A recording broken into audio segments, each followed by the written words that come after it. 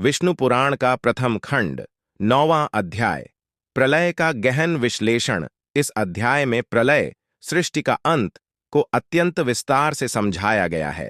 प्रलय केवल विनाश का प्रतीक नहीं है, बल्कि यह सृष्टि चक्र का एक अनिवार्य हिस्सा है।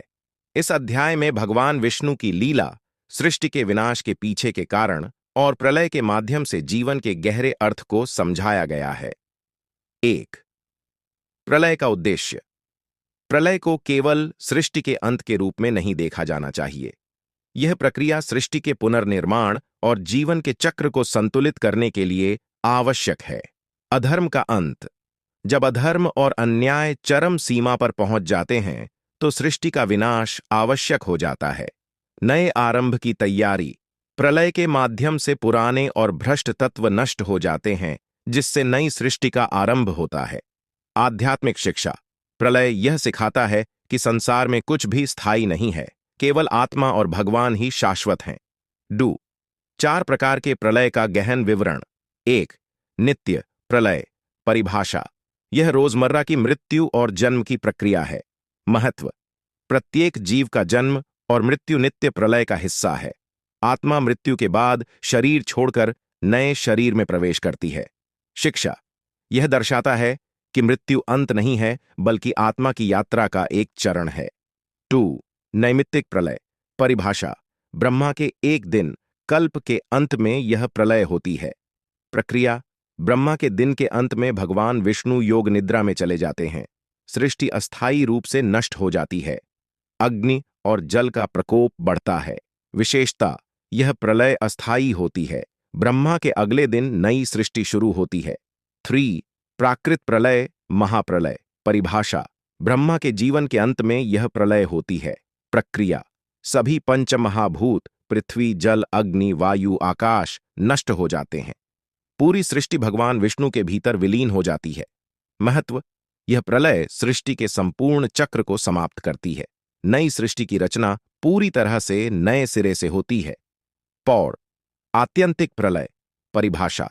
यह मोक्ष का प्रलय है, जब आत्मा संसार के बंधनों से मुक्त होकर भगवान विष्णु में विलीन हो जाती है। महत्व। यह व्यक्तिगत स्तर पर मुक्ति का अनुभव है। यह दर्शाता है कि जीवात्मा का अंतिम लक्ष्य भगवान विष्णु की शरण में जाना है। 3. प्रलय की प्रक्रिया का वर्णन। प्रलय के समय संसार में निम्न घटनाएं घटित होती हैं। 1. सूर्य का प्रकोप। सूर्य की किरणें इतनी प्रखर हो जाती हैं कि पृथ्वी के सभी जल स्रोत सूख जाते हैं। 2. अग्नि और वायु का संयोग। चारों ओर अग्नि फैल जाती है और वायु इसे तीव्र बनाती है। 3. जल का वर्चस्व। अंत में पूरी पृथ्वी जलमग्न हो जाती है। 4. सृष्टि का विलय। सभी जीव जंतु, लोक और तत्व भगवान विष्णु में विलीन हो जाते हैं। चौथे प्रलय के पीछे छिपे दर्शन। 1. संसार की अस्थिरता।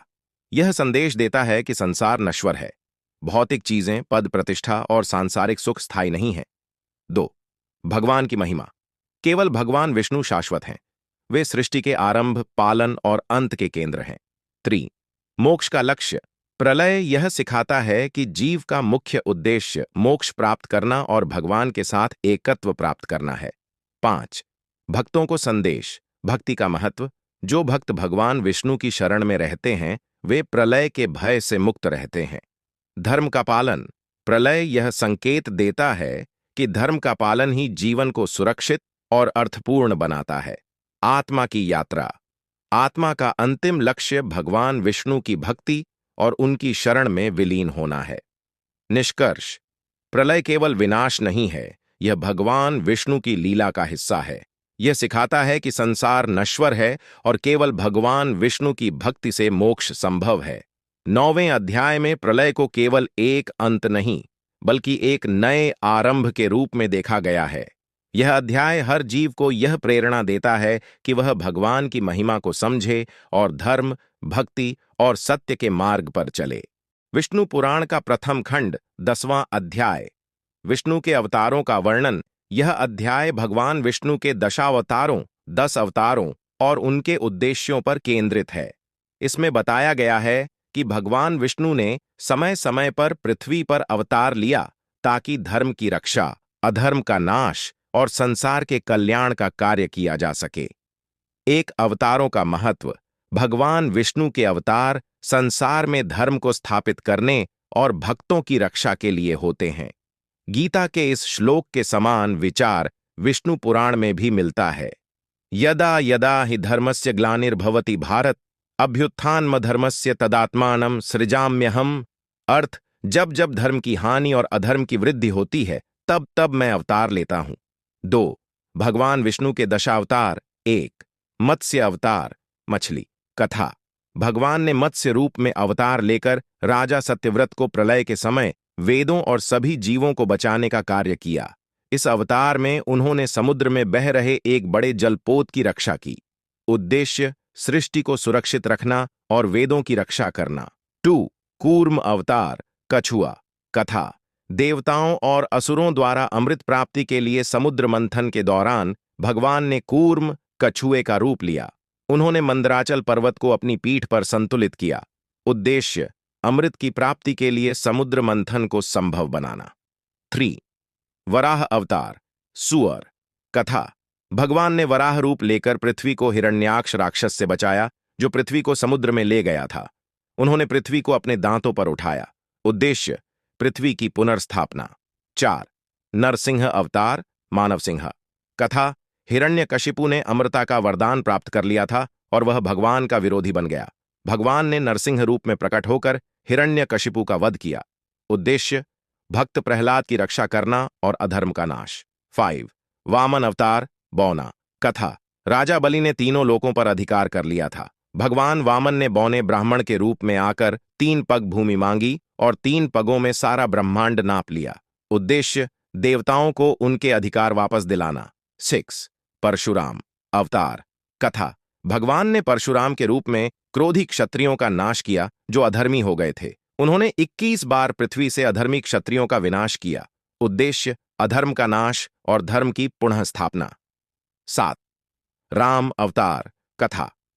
भगवान ने राजा राम के रूप में अवतार लेकर राक्षस राजा रावण का वध किया।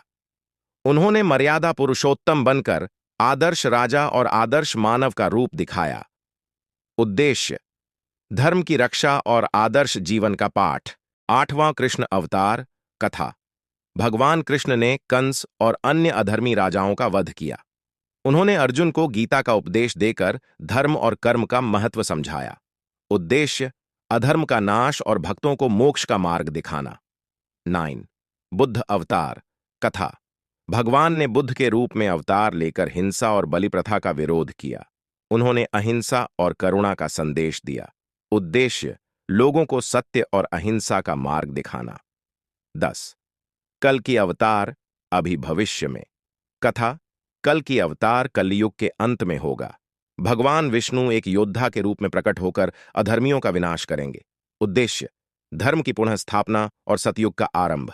दशावतार और युगों का संबंध। प्रत्येक अवतार किसी न किसी युग में हुआ। सतयुग मत्स्य, कूर्म, वराह और नृसिंह। त्रेता युग वामन, परशुराम और राम। द्वापर युग कृष्ण। कलयुग बुद्ध, अतीत और कल्कि, भविष्य। 3 अवतारों का दर्शन। हर अवतार सिखाता है कि भगवान विष्णु हर युग में जीवों की रक्षा और अधर्म के नाश के लिए आते हैं। अवतार यह संदेश देते हैं कि भक्ति, सत्य और धर्म का पालन जीवन का मूल उद्देश्य है। भगवान विष्णु भक्तों की रक्षा के लिए किसी भी रूप में प्रकट हो सकते हैं। 4. भक्तों के लिए संदेश। भगवान विष्णु के अवतार दिखाते हैं कि वे हमेशा अपने भक्तों के साथ हैं। अधर्म चाहे कितना भी बड़ा क्यों न हो, भगवान का न्याय और धर्म का मार्ग हमेशा विजयी होता है। भक्तों को चाहिए कि वे भगवान विष्णु की शरण में रहकर धर्म और सत्य का पालन करें। निष्कर्ष। विष्णु पुराण के 10वें अध्याय में भगवान विष्णु के दशावतारों का वर्णन उनके उद्देश्यों और शिक्षाओं के साथ किया गया है। यह अध्याय हमें धर्म, भक्ति और भगवान की अनंत कृपा का महत्व समझाता है।